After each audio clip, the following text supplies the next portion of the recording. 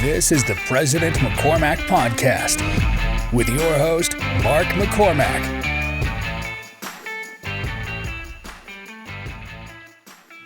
Ladies and gentlemen, today on the podcast, Al Switzler. Thanks for coming, Al. My pleasure, Mark. It'll be interesting to see what I say. That's true. That's very true. So, Al, we've known each other for a long time, unfortunately, from my teenage years. Do you remember me as a teenager? I do. And your brothers and your sister? Yeah. Yeah. Your mom and dad? Yeah. Lived down the street. My son was in your house a lot and vice versa with your youngest brother. Yeah, absolutely. Yeah, we've known each other. I mean, I think I moved down to that neighborhood when I was about 15 years old. So I'm 41 now, so the viewers can do the math. I can't, but that's more than 2 decades. Yeah, absolutely. I'll tell you one of my first memories of you. You had bought some cased-in whiteboards for my dad for your office down in Provo. And I remember yours was one of the first offices I walked into when I was a kid, and I was just like, oh, this office is like really cool. It wasn't just like a little 8x4. It was kind of like you had books everywhere and wood desks and tables and chairs. And do you remember us when we came down there and did that? Yeah, I do. And it's kind of interesting. When I, had my first job, I got an office. And the desk was in the middle, and they had a couple chairs up against this wall, and the person behind the desk. And I said, "This isn't going to work for me." And so I moved my desk facing the wall in a corner, and then I go put 5 or 6 chairs around, and a few things interesting on the wall. Yeah. And for my whole career, I always had my desk, and so I could bring in 5 or 6 or 8 people, and a table and the chairs around it or whatnot. But I didn't want any desk between me and whoever I was visiting with. Yeah, I've kind of done the same thing myself. I don't know if that was subconscious, but do you know why you did it that way? Is it more personal? Yeah, I mean, it was just, I wanted conversations. I wanted to be close. Sometimes I needed to kind of be knee to knee. Yeah. And, the desk in between is just kind of, look at me, I'm powerful. I didn't want that. Yeah. No, that's absolutely very true. And a lot of your career was spent consulting, right? Oh, yeah. Yeah. Well, it consulting and teaching and lecturing and writing. I mean, it depends on how you want to define that. But yeah, we did a lot of consulting. Yeah. Well, let's go back and start. So where did you go to college? I went to Brigham Young University. Nice. And it's really interesting because my teenage years were in Grand Junction, Colorado. Okay. And I experienced a fair amount of poverty, and so I didn't really know if I was going to be able to go to college, but I had some people who helped, as a lot of people do, and they said you could go to college, and so I got a scholarship. Nice. At BYU. Yeah. Sorry about that. Oh, no worries. And I was a math major, and I was completely bored for almost 2 years. Frankly, it was too easy for me. And during finals and exam time, I didn't have to really study, so I was reading books of short stories and poems, and I said that's where the power was. So I became an English major. Oh, really? You swapped, huh? Yeah. And after I graduated from BYU, I hadn't scratched that itch, if you will, and I decided I wanted to be a poet. And so I went to the University of Kentucky to study with the poet laureate there, Wendell Berry.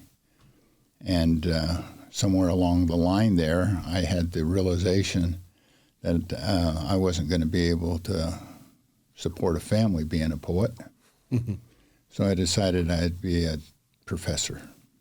And so that was a big change in my career. Then I went down and taught at Auburn University for 3 years while I tried to figure out what I wanted to do. Then I went up and did doctoral work in upstate New York. I studied at Rensselaer Polytechnic Institute and SUNY Albany, State University of New York, Albany. And I studied influence and organizational behavior. and rhetoric, which is a form of influence. And then came back and taught at BYU. Yeah. So, when you say, was I a consultant, the reason I did that long aside was to say I was always going to be a teacher, and teaching comes in a lot of different forms. Yeah. Yeah, no, I totally agree with that. When you were going through that much schooling, how old were you when you were finished with your PhD?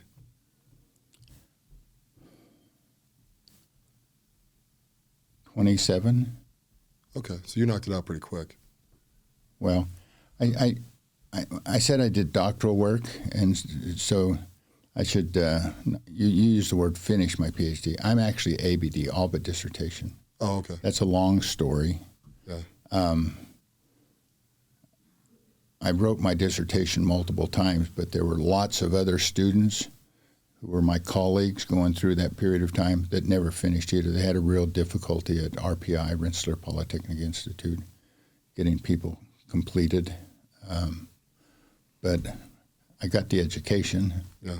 I just didn't finish that last degree, but it didn't make any difference in my career. Yeah. Yeah. So when you, what age were you married at? 22. 22. So you were going through school with kids and being married? No, well, a little bit. Yeah. A little bit.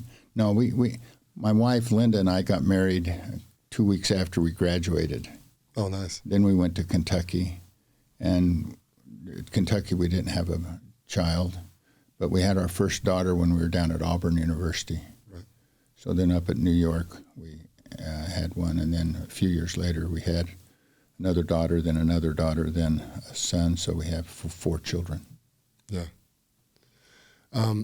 What was it like? Was it hard starting a family and being married when you went to college? I think the reason why I asked, I think the generation now doesn't do that. A lot of them just go to college and they don't work. They just kind of do school for 5 or 8 years. I didn't find it. I mean, I have a neighbor who they have 8 children, and they went through lots of college. I mean, he's a medical doctor, and so he'd be one to ask that question. I mean, I was teaching at Auburn, right, and when I had the child, upstate New York. We just had the one girl, and and I tell people I was able to go to RPI because my ships came in. I had a scholarship, an assistantship, and another ship. What was that kind of ship? Any rate, so I was pretty well funded, and I had some savings, and so that wasn't that difficult up there. And then I got a job as a professor at BYU. Okay. Was BYU your first choice to come and teach at? Oh, yeah. Yeah, I didn't, and it might be interesting because I was told when I was teaching, when I was a student at BYU, if I ever wanted to come back and be a teacher at BYU, to go get educated as far away as possible. Oh. So I went to Kentucky, I taught at Auburn, I went to upstate New York, and my whole goal was to get back and teach at BYU. And so that happened a lot faster than I thought it would. Yeah. So, what classes did you first start teaching there? At BYU? Yeah. Yeah, I got invited, given what my doctoral studies were, I got invited to teach at the Graduate School of Management. Oh. So I taught in every program, and I taught communication skills, team skills, interviewing skills, writing skills. I mean, essentially all the interpersonal, team meeting skills. I mean, a lot of those kinds of skills. I personally feel like writing is one of the most important skills you can learn. But I feel like a lot of people don't have that skill, right? It seems very overwhelming for people to like write a book or to write poetry or to write an email with grammatically correct structure. Have you noticed a decline in people's writing skills over the years? Oh, I haven't paid too much attention to that for the last many, many years. But I will say, one of the points I used to make, and it resonated with people, was if you know in your heart that you have the competence to write, there will be many situations, because that gives you confidence, where you're in a committee meeting, you're in a team meeting, you're meeting with your boss, and they say, well, we have to write a proposal on this, or we need to get a report on this, or we need to do this, and you say, I can do that. How many people in the room aren't feeling like they can say, I can do that? Just think what opportunities that creates for you when you have the capacity to say, I can do that. Yeah. And you'll find a lot of opportunities if you can have that confidence and competence to be able to write. Because if you can write, then generally you can find ways to express yourself, and so you can also speak. Mm-hmm. And it's really a core competence. Yeah, my wife's homeschooling, and we've talked about it a few times on the podcast, but I feel like our kids, when they were in public school, were just reading. And so one of the things that she was very high on is reading and writing. So my kids write every day. And it's actually a lot of fun because I come home and they mostly write to me, right? Yeah. At least my littlest one does. She's 7. So every day when I come home, I get a little note from her that she's colored and drawn. And, but the point of it is she's writing me these letters. And I feel like, reading and writing are almost like yin and yang. Exactly. Yeah. Exactly. I think it's hard to be able to read really well if you can't write. Well, it's nice to do math too. That's similar. Someone says we need to figure this out, and someone says, I can figure that out. That's what basic literacy is about. It's numeric literacy, it's verbal literacy, it's scribal literacy. But if you have those skill sets, you can just go into a lot of challenges that other people would avoid. Yeah, and it makes you really valuable. Yeah. Yeah. Yeah, I feel like also with kind of what you're saying, public speaking and writing almost go hand in hand as well. I feel like people who can write really well, and to me, someone who can write well is someone who can write and be concise, and I can understand what they're trying to say. Yeah, it's really kind of interesting. I think in the industry of leadership and management and other kinds of skills, there's a lot more people who are good speakers than they are writers.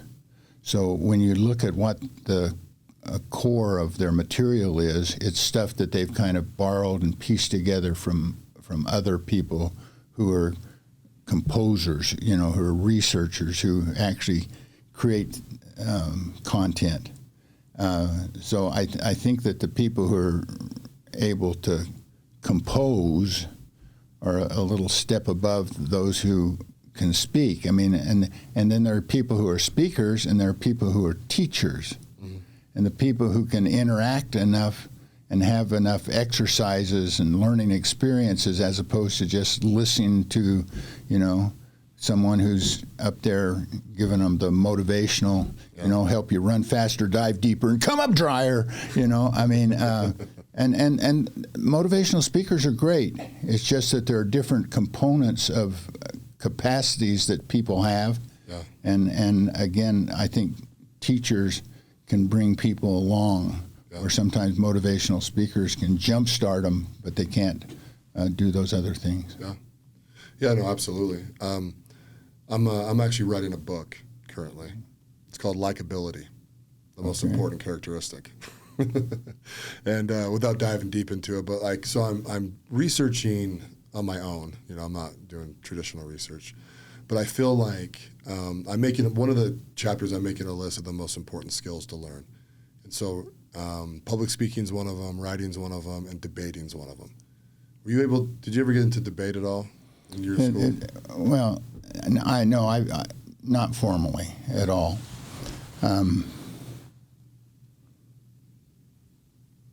I have to think about whether I think debating as a field is not something that I think translates really good to family or business. Mm-hmm. And the reason is the rules of debate can cause the lack of respect and trust and dignity. Because I remember I forget exactly how it was, but two teams are debating, and one makes a wonderful argument, and the other person comes up and starts talking about, that was pretty good thinking, for a Native American, how did you get off, did you learn that on the reservation, et cetera, et cetera. And then when that guy got up, he blew it, and, and he just, and this team wins because this team fails. Right. And so, it's like conversations and dialogue, which we know a lot about, is different than debate and discussion. And discussion is from the same root as percussion and concussion. So we try to pound people with argument so they give in and accept what we want. Where in conversation or dialogue, we try to fill the pool of meaning so that the best ideas and the best options and the best path forward come out in what we should do. And that's just one way of looking at it, but that's been my perspective, that as I've seen people in business, some people are really good at debating, and what they do is they use that as a form of control. I'm going to use it to get my way, to get my way, to get my way, and then you look at the morale and the trust and the respect, and they lose it. And so once they lose it, they can't perform at the higher levels, even though they're really, really good at controlling conversations. Yeah. So you kind of see it as more of like a tool that people don't use very well, or it kind of consumes them quickly.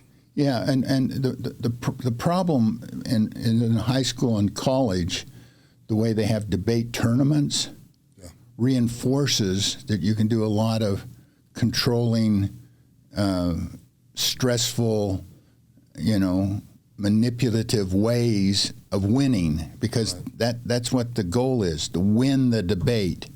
That's not the goal in a lot of families and businesses, where they need to talk about it in ways that the best answers come out, and they're motivated to pull and work together to make that happen. Okay, yeah. No, I absolutely understand your point.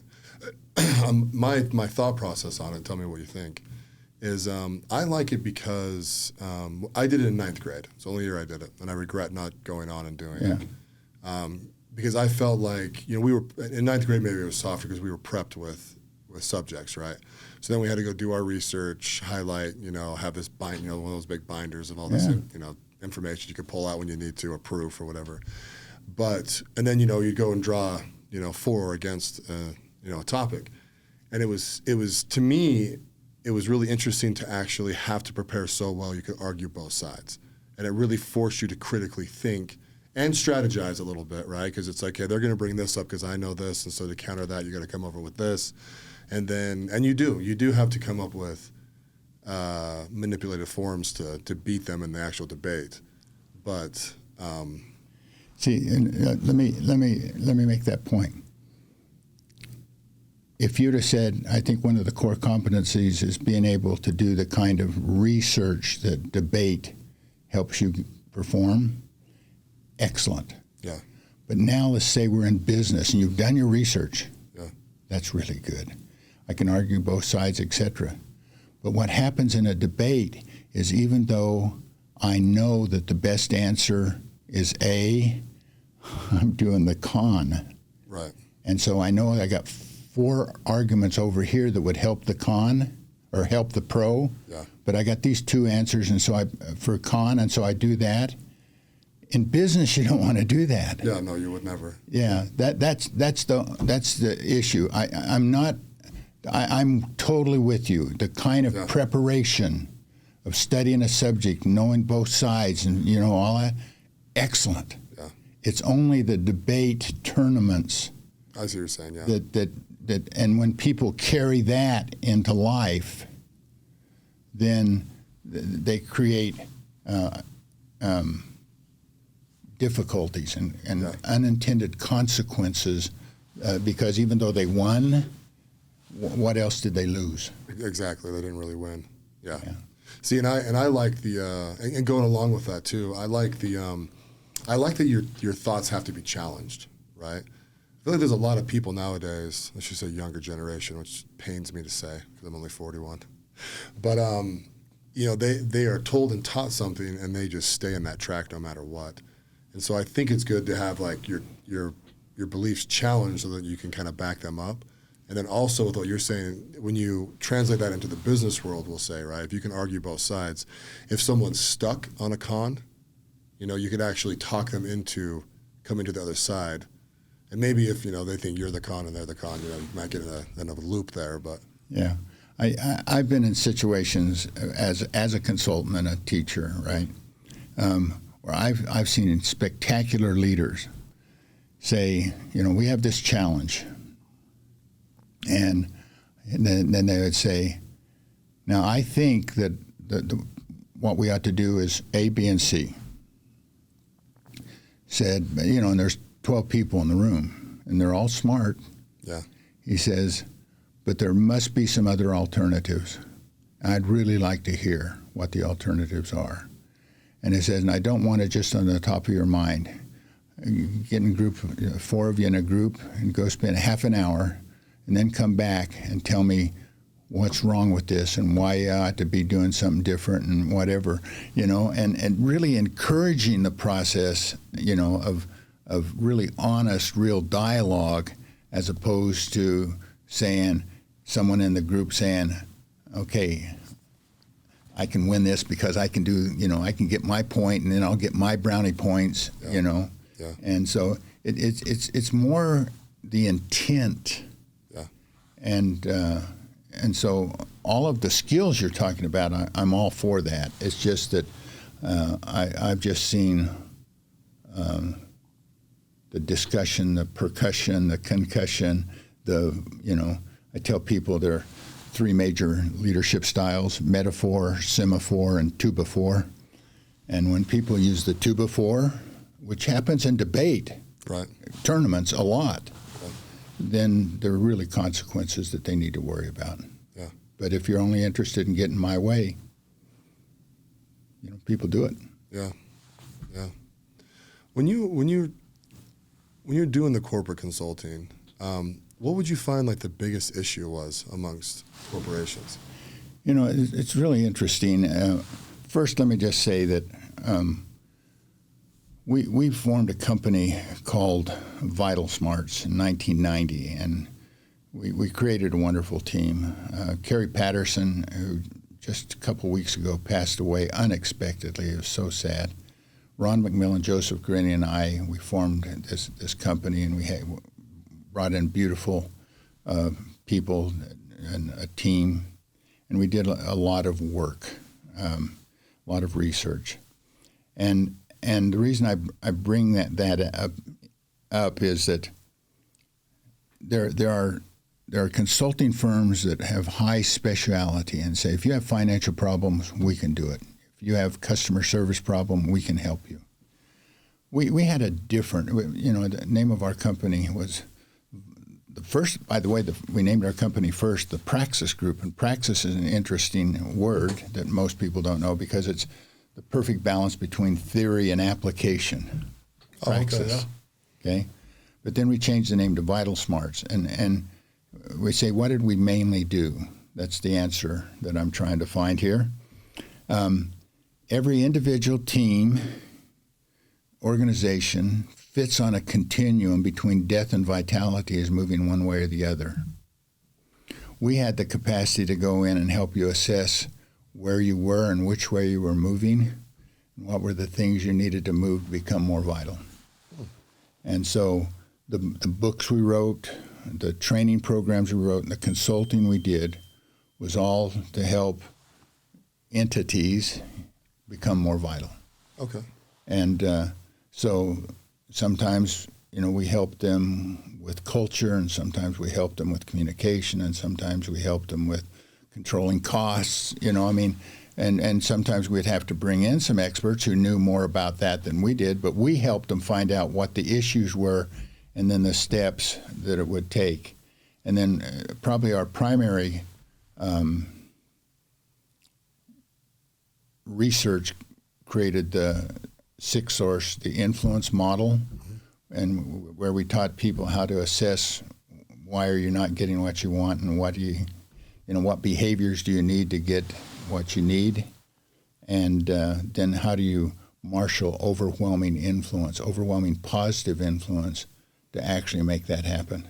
Because most individuals and teams and organizations, they try a little something, it doesn't work. They try another little something, but they don't marshal enough overwhelming influence to really make those results have the outcome that they want. Right. Interesting. So in your consulting group, I mean, you guys, how many books did you guys write? Well, we wrote 5 books together. The first one was The Balancing Act, and it's interesting because some publisher came to us and said, we want you guys to write a book. And we were so pleased, and so we wrote a book called The Balancing Act, Mastering the Competing Demands of Leadership. And it was 468 pages because, we kind of regurgitated everything we wanted. Yes, and it actually sold, and people like it, but then that company went out of business.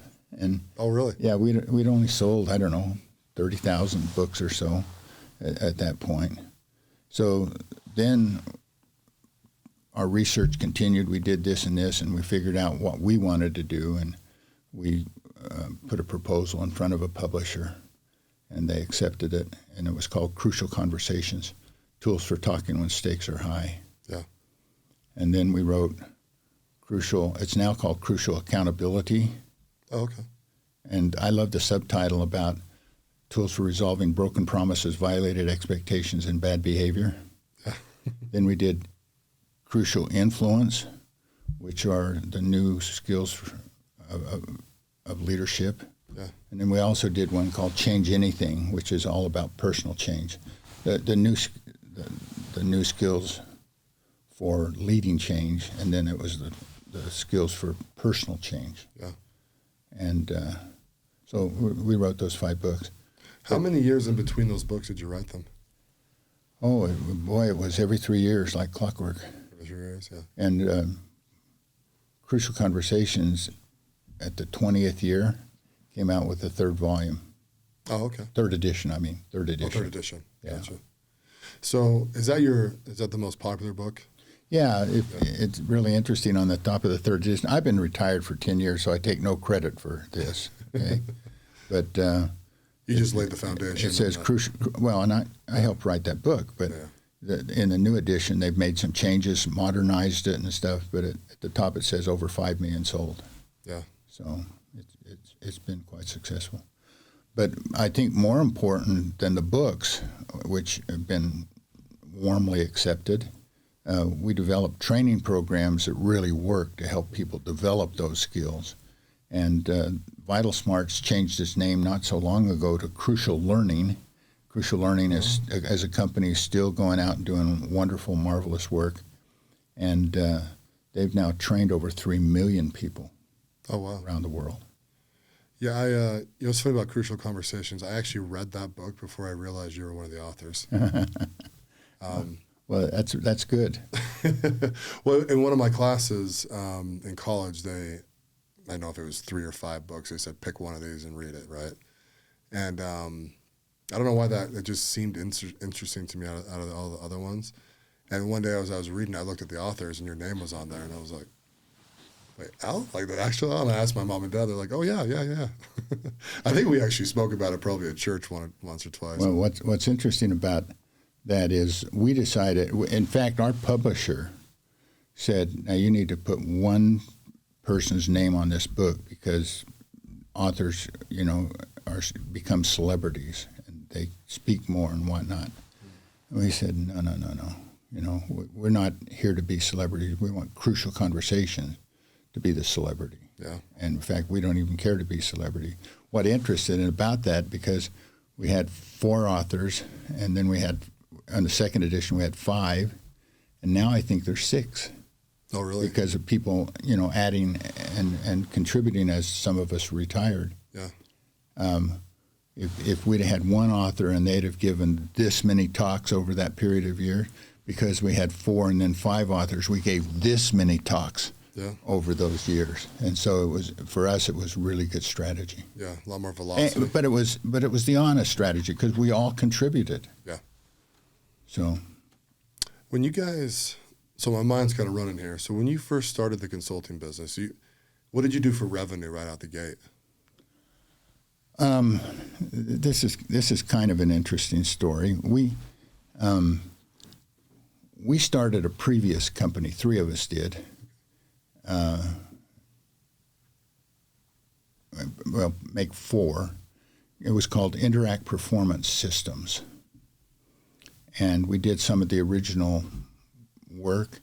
And there was an investor who came in and screwed things up, and a number of us resigned, but we all stayed in touch. And we went and did our thing. And 2 weeks after I moved to Utah from California, where I had been consulting and working, I'd tempted these fellows, and 2 of them. And in the same week, they both called me and said, "I'm ready to come join you." And one of them said, "And I'm ready to bring a friend of mine." We met in a Volkswagen Vanagon by Brick Oven Pizza. Yeah. And, in those Vanagons, the front seats turn around, there's a little table over fast food, and dream this dream.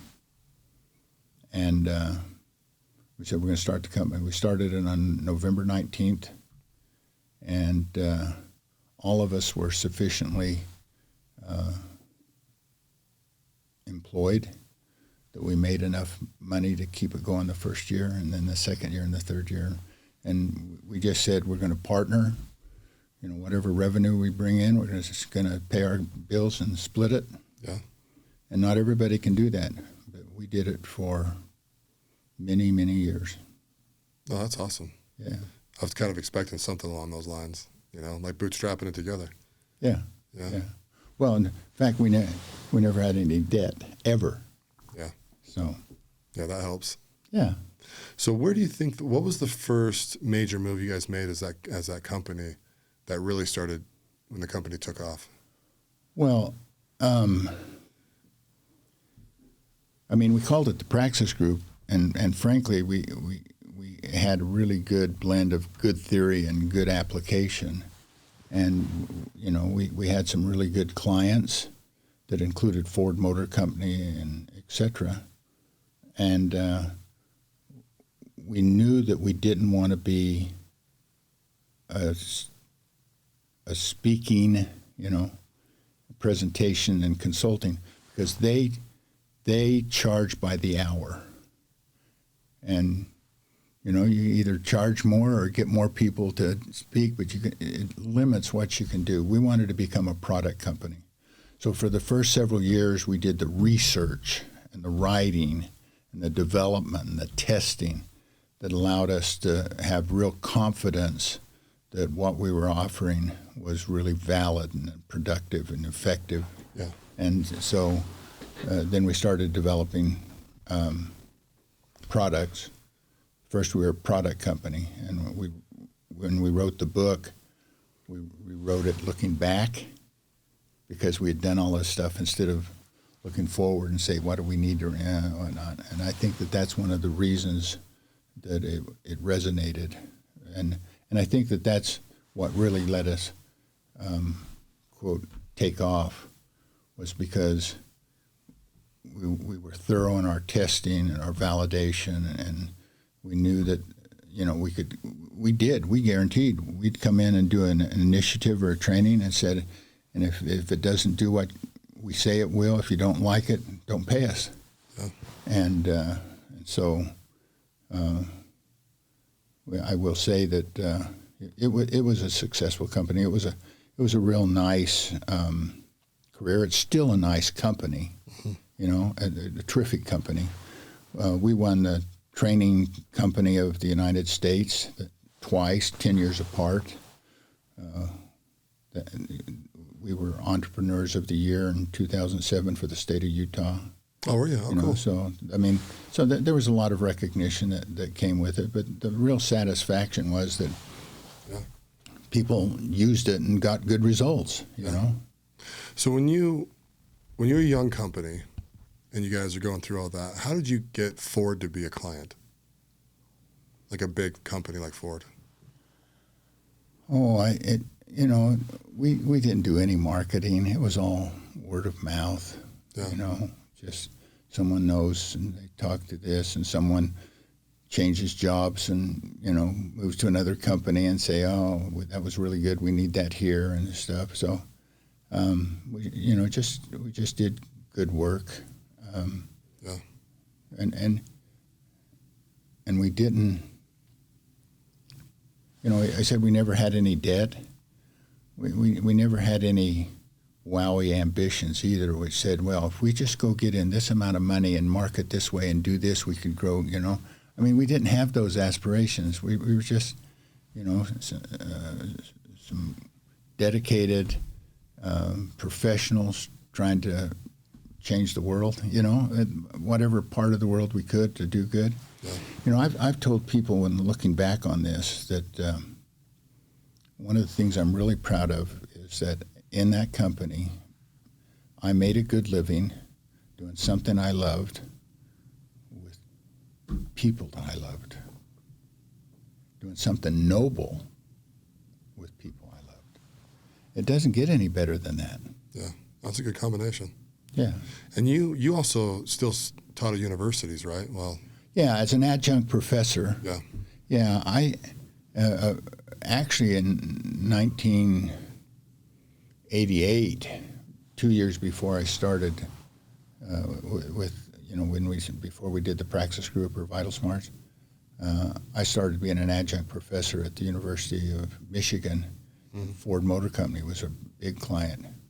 Oh, okay. Yeah, we trained over 5,000 executives worldwide. Through the LEAD program. Yeah. It's an acronym, stands for Leadership, Education, and Development. Yeah. I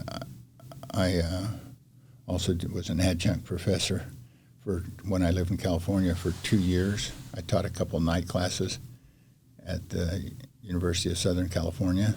Yeah. And go Utes. But I was an adjunct professor at the University of Michigan for 21 years, so it was just a fun part of my career. Yeah, actually, when I went to your office that one time, I think you had either just came back from it or you were just heading there because you were dressed in some comfy clothes. You're like, yeah, I like to be comfy when I fly, which I do too. And so, no, I mean, did you teach because you loved it at the universities? I'm assuming so. Oh, yeah. Yeah. Yeah. I mean, you get to meet good people. You get to make a difference. I mean. Well, for example, so University of Michigan. Wasn't the highest paid thing I ever did, but it was terrific. I loved my colleagues there, loved the client. Was there a strategical move to go to like Michigan? Or did you just... to Michigan? Yeah. No, it happened because one of the fellows that was on my doctoral committee went to the University of Michigan. Isn't that how relationships, Yeah. And he said, Al, come in and help me teach in this program.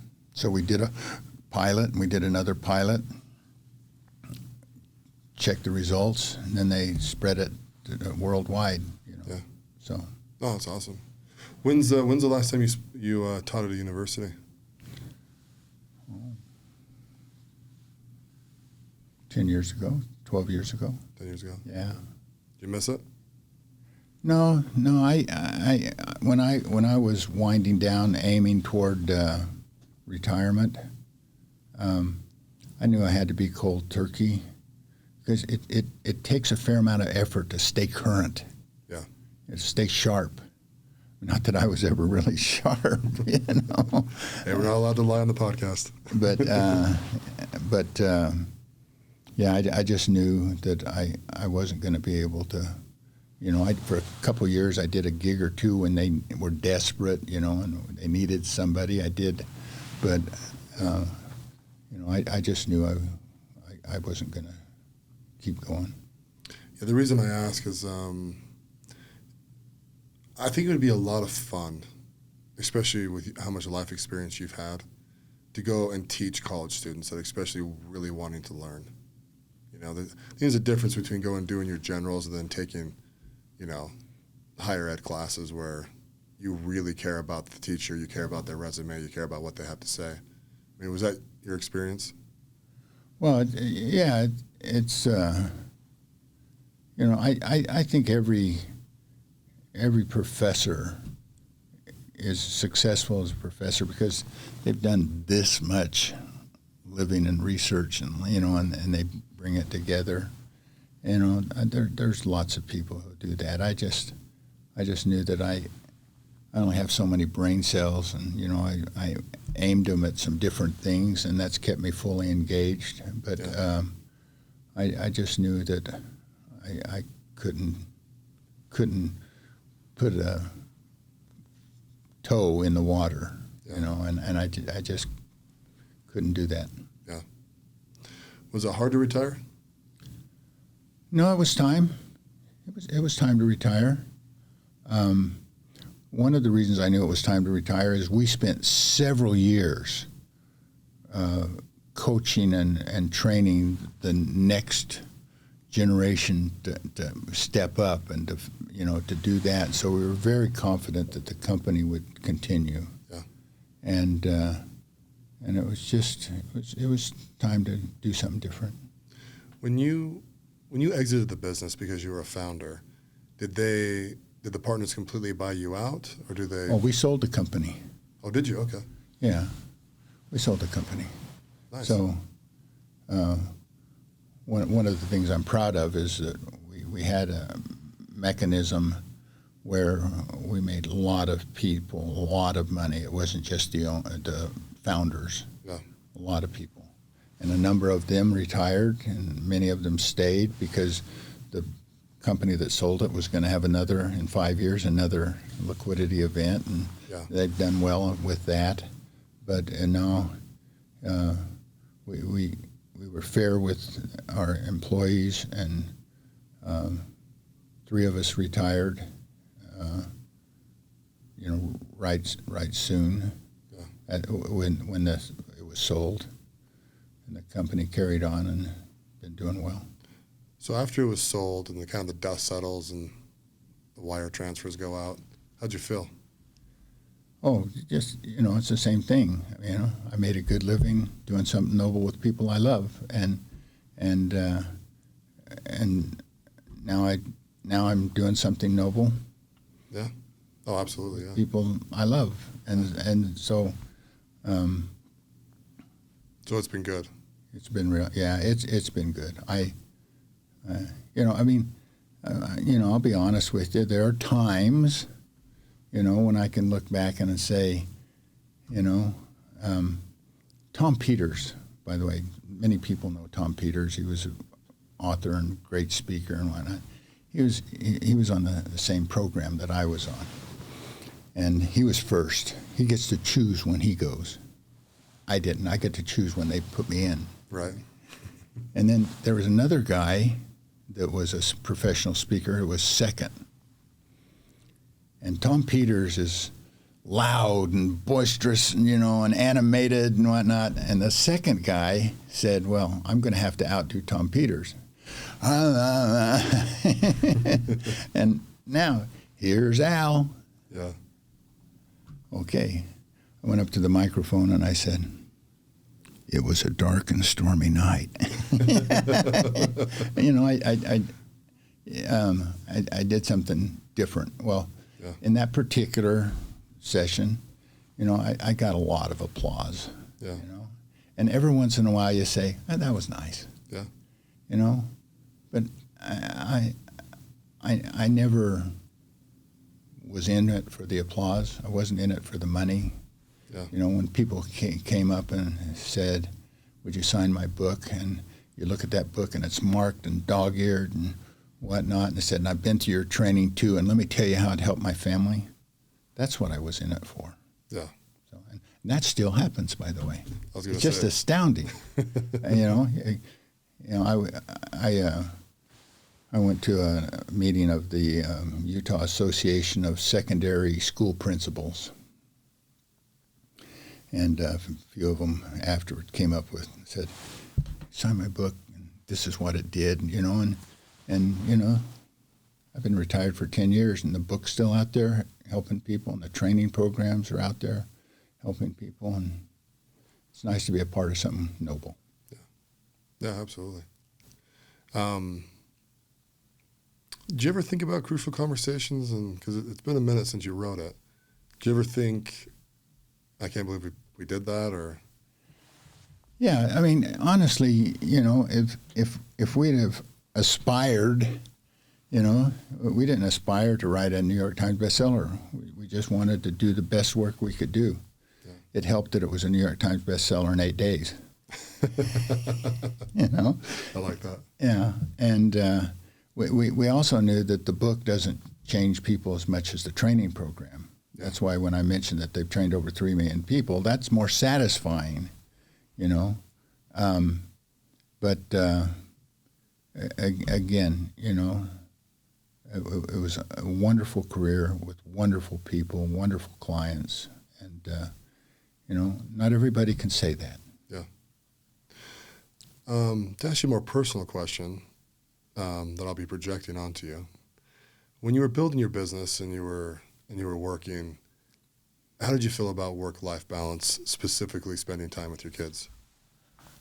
That's a good question, and I'll tell you a little story. When I lived in California, Orange County, I was traveling quite a bit for Ford, Michigan, and I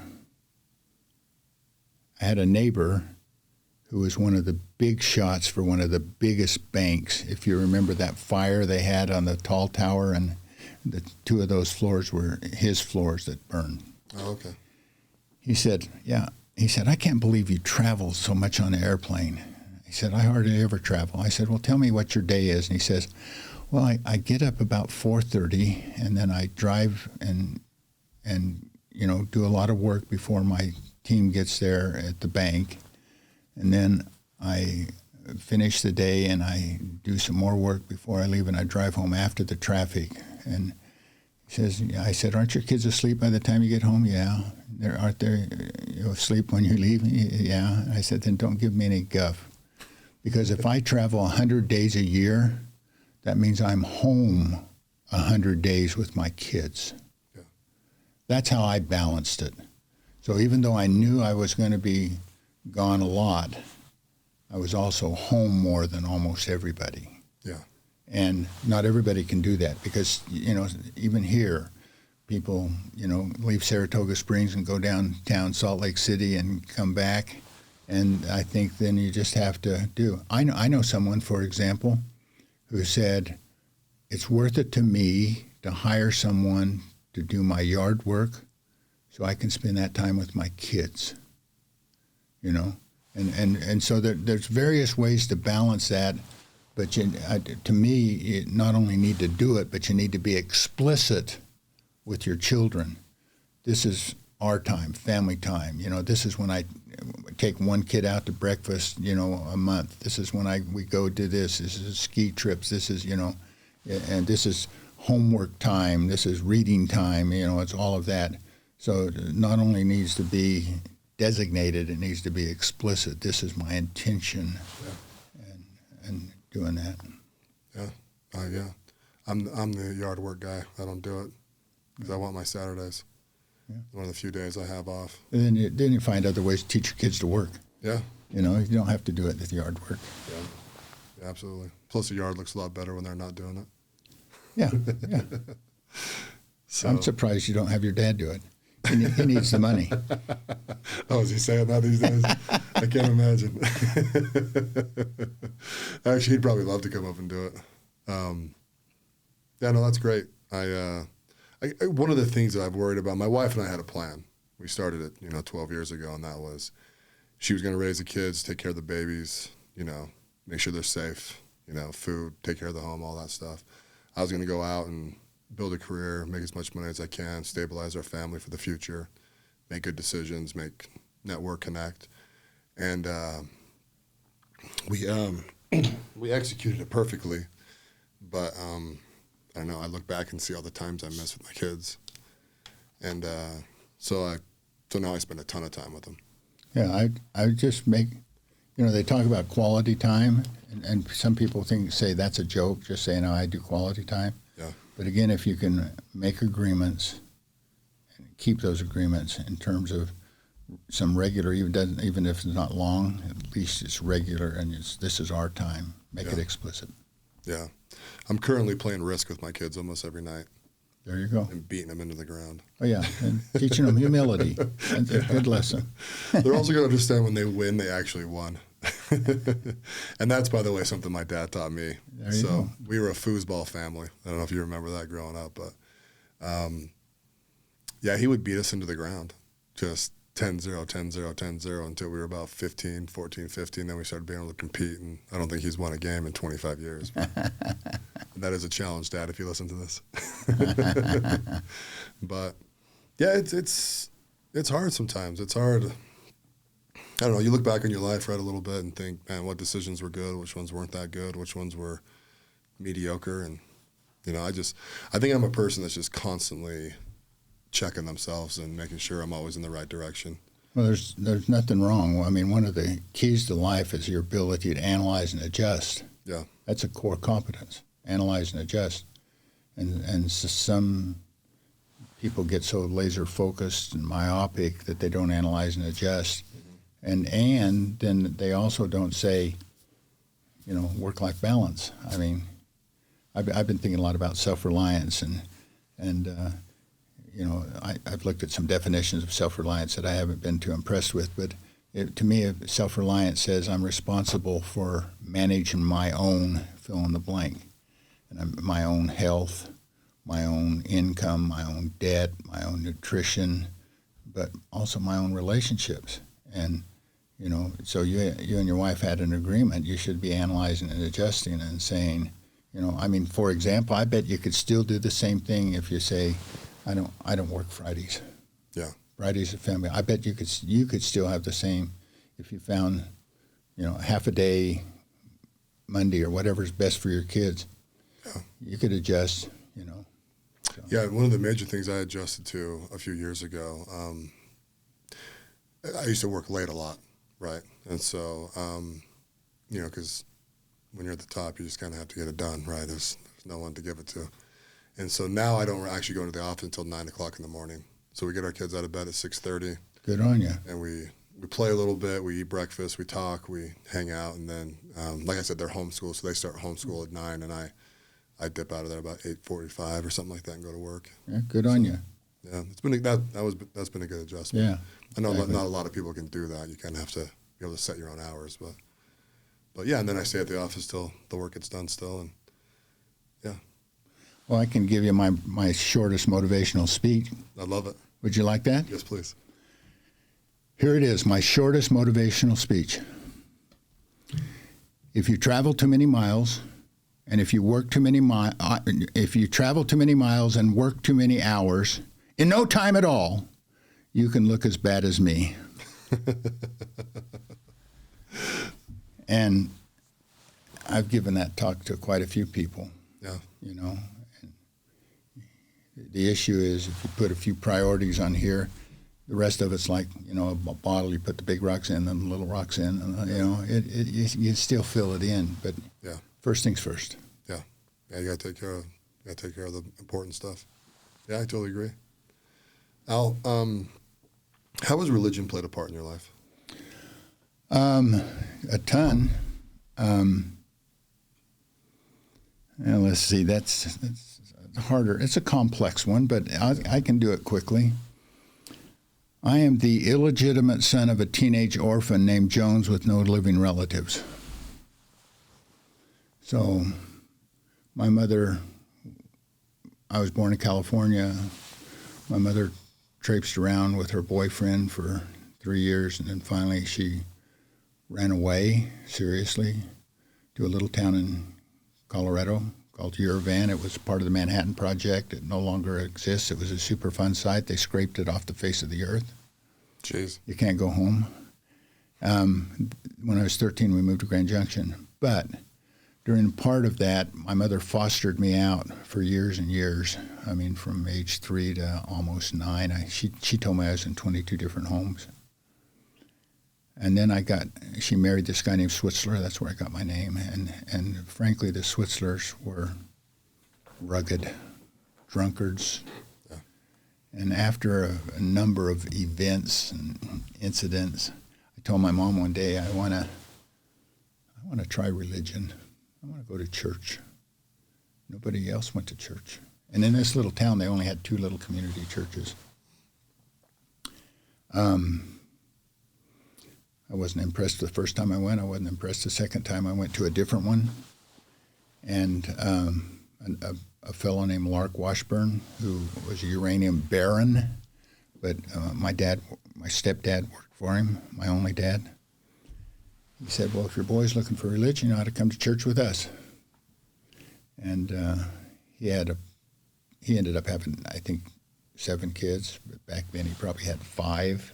Yeah. But put us in a Suburban, going to drive to Natarita to the LDS branch. And on the way there, he said, do you know what Mormons believe? And I said, no. He said, let me tell you, the first one.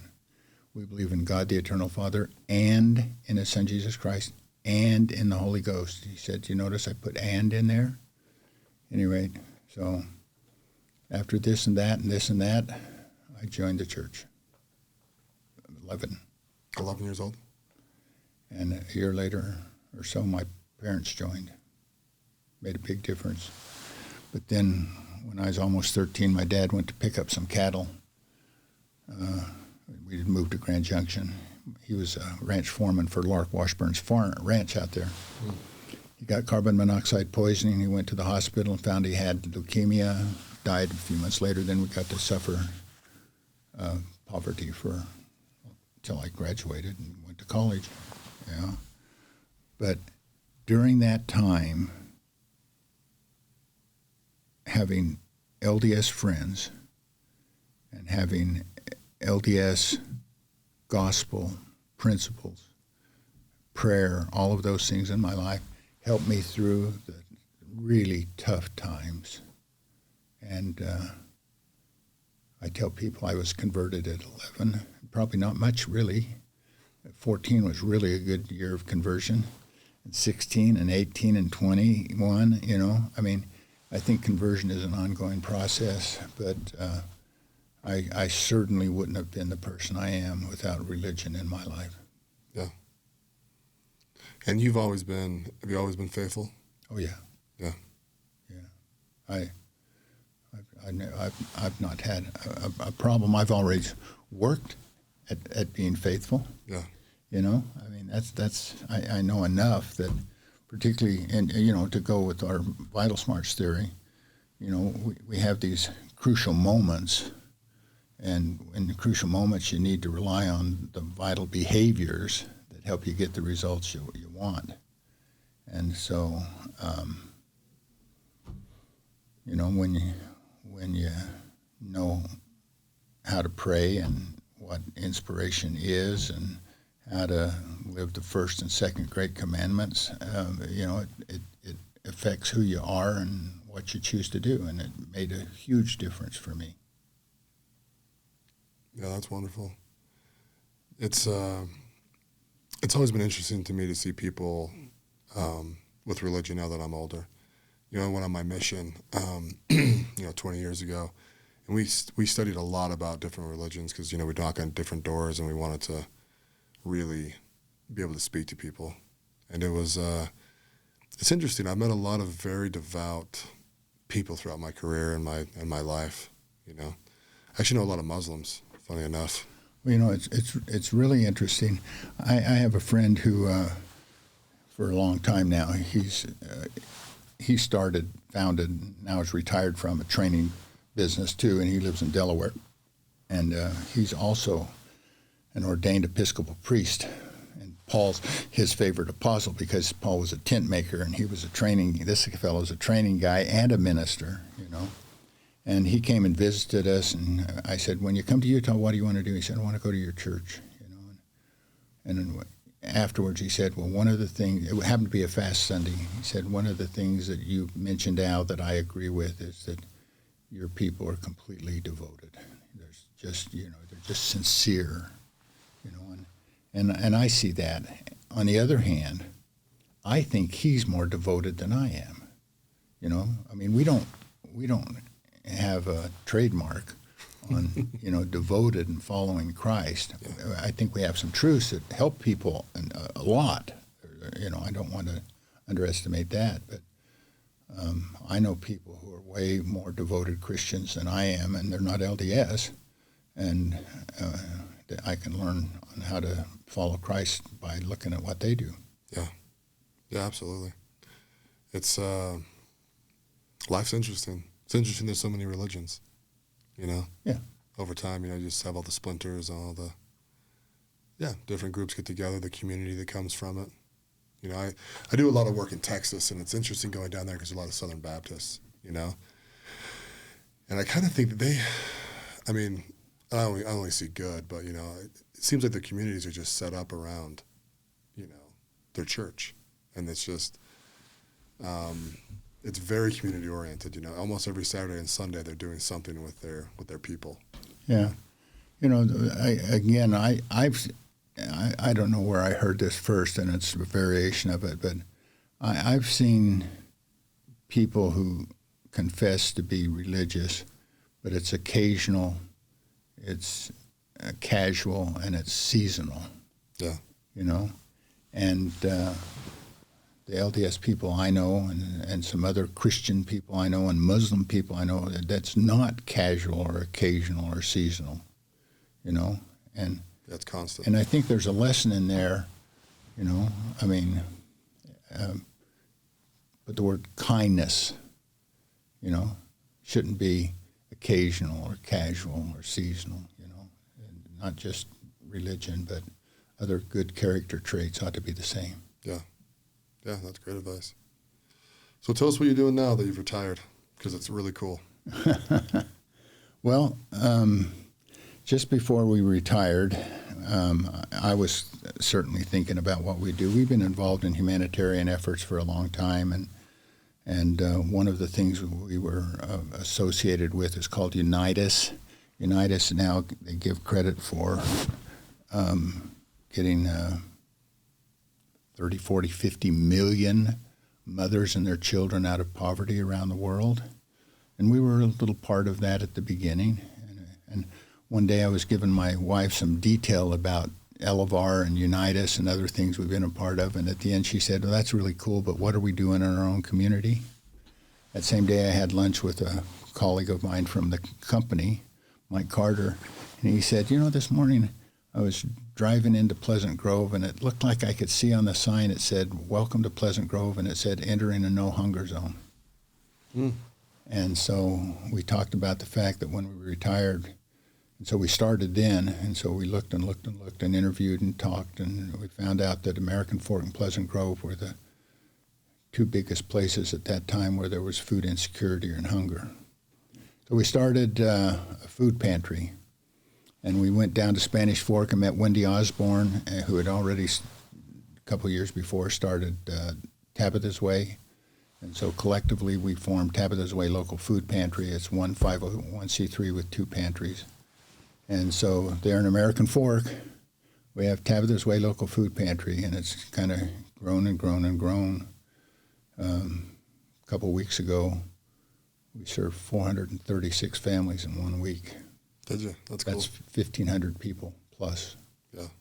And it's putting a little stress on us now in terms of making sure we can get enough food to help these families out. But, you know, with the economy and inflation and job loss, our mission is to help individuals and families through tough times. And you can understand the tough times from collision to not having enough money to pay the light bill to job loss to abandonment to addiction, you know. So there's a lot of tough times. So one, we provide temporary food assistance. Every time they come, we get 2 weeks of food. But our average client only comes 6 times, and then they're kind of back on their feet. Oh, wow. Number 2, we recommend resources for self-reliance. And number 3, we help neighbors help neighbors. And we couldn't do Tabitha's Way Local Food Pantry without neighbors who can, helping neighbors in need. Yeah. So I spend about 20 or 30 hours a week doing that now. Yeah. Yeah. Do you go down there to do it? I used to go a lot of hours. Yeah. And now we got a team, but when COVID, I couldn't go down there because I was too old. And now we have a number of strategic initiatives, from starting an ambassador network to food drives to building a permanent location. Takes a lot of time. So I still go down there, but I don't do things that I used to do so much. But we have a really spectacular team. Yeah. That and hundreds of beautiful volunteers. Bless their hearts for having hearts that they have to help the people in need. Yeah, I was going to say, I think I've only been down there 2 or 3 times. Because I came down when we hang all the... Do we give you whiteboards and tackboards? Yeah. Yeah. Because you have some like classrooms down there and stuff, right? Or they we have a conference room. And conference rooms? Yeah. Yeah, I didn't know what it was when we were... Yeah. Put it on this wall. 2 of them, 1 on each wall. Yeah. So, no, that's great. What's the most fulfilling part about that?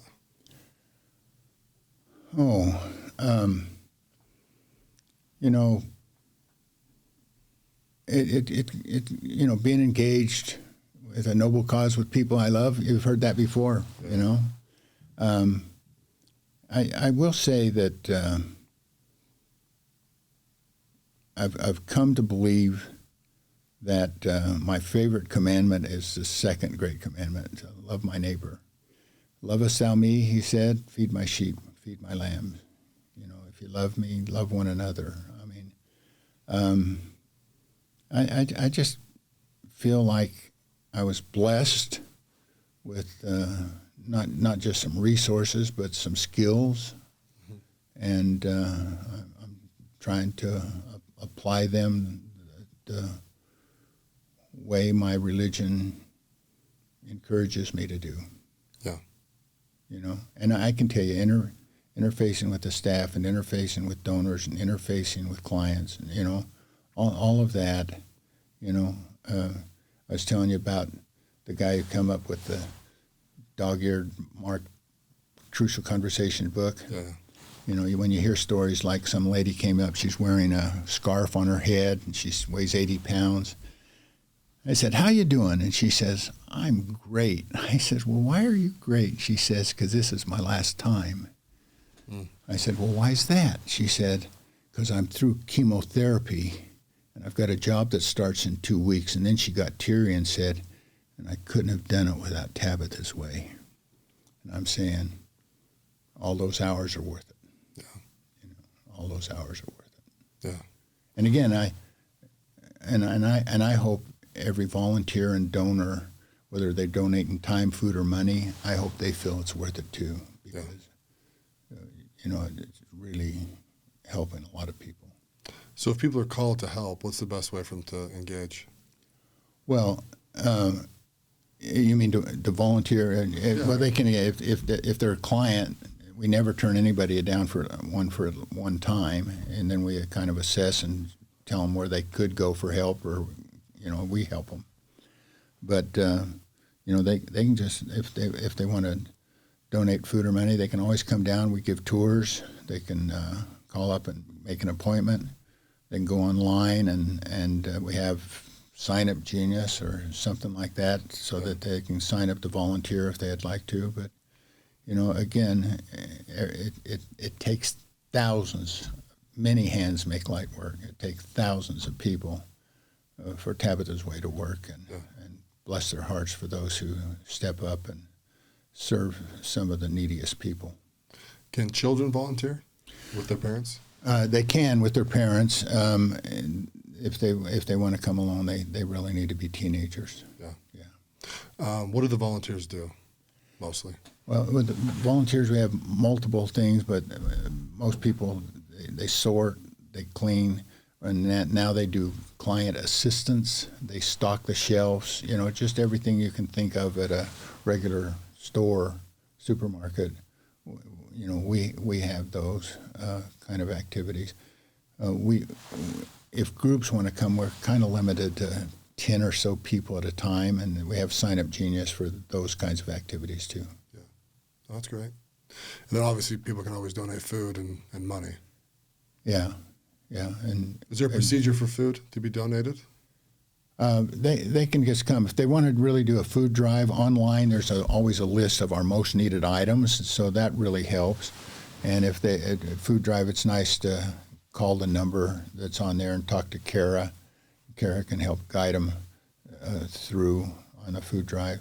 We're trying to get a number of large organizations to sign up for annual food drives so we can space them out over the year, because there are times when we need things more and we need things less. So if large organizations, particularly LDS Steaks, would like to sign up, we need a few more large organizations to sign up. It really help us. Yeah.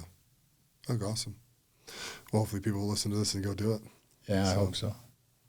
So we're at the end of the podcast, so I'm going to need your best 2 minutes of advice. My best 2 minutes of advice. Let me start with one that doesn't seem all that impressive. Some years ago, to one of my family members, I gave a comment that had made a big difference in my life.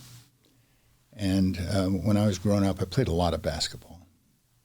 And at a certain point in high school, I realized that when I was at the free throw line, if I would smile before I shot, I did better. So there you are, the crowd's yelling, the press, you need to make this. Take that breath, smile. I'm lucky to be able to do this. This is cool, Boom, I think that has a lot of application, a lot of other parts in your life. You got to go give a talk, smile before you give that talk. You got to go talk to your kids about some problem, smile. Count your blessings before you go do that. It doesn't seem to be, all that impressive advice, but people get too stressed and too uptight and too tied up with rigidity. I'm going to make this happen no matter what. Yeah. Oh, wait a minute. Smile. What do you love about that other person? What do you love about this game? What do you love about this work? This is cool. More likely make the free throw. More likely to have a good outcome if you just take a better approach. Yeah. In this men's group I joined, kind of go along that same way. The first 3 months, we were assigned an accountability buddy, right? I call them accountable partners or whatever. I like accountability buddy better. Yeah. And we were to send 10 things we were grateful for every morning to each other, just in a text, just a list of 10 things. And I was talking about this the other day. It's interesting because you're not supposed to repeat them, right? You do that for 3 months. You start running out of things, and you just start listing people, And of all the things we've done in this men's group, and we've done some cool stuff. We went to Iceland recently. We jumped off a cliff to, all this craziness. But the gratitude thing has hit me the hardest, and it probably really galvanized me to the program because, when life gets busy, stressful is kind of if you choose for it to be stressful or not. If you remain grateful or you keep a smile on your face, like you were saying, it just changes the way you see everything. Yeah, and I think that's the point. You don't fake a smile. That's why I'm saying smile and think about how you enjoy the game, how you enjoy your teammates, and it is. Smile and be grateful, and then go do the hard things. That's all right. Yeah, absolutely. Well, thanks for coming on the podcast today. I really, really appreciate it. Thank you, Mark. So my pleasure. I've been wanting to have it on here since I made my list of 75 people I was going to make come on my podcast. There you go. So we did it. We did it. Thank you very much. Thanks for listening to the President McCormack Podcast, brought to you by McCormack Foundation, Saxton Fund, ADP Lemco, and Professional Floor Systems. Make sure you subscribe to the podcast and keep up with Mark on Instagram @President McCormack.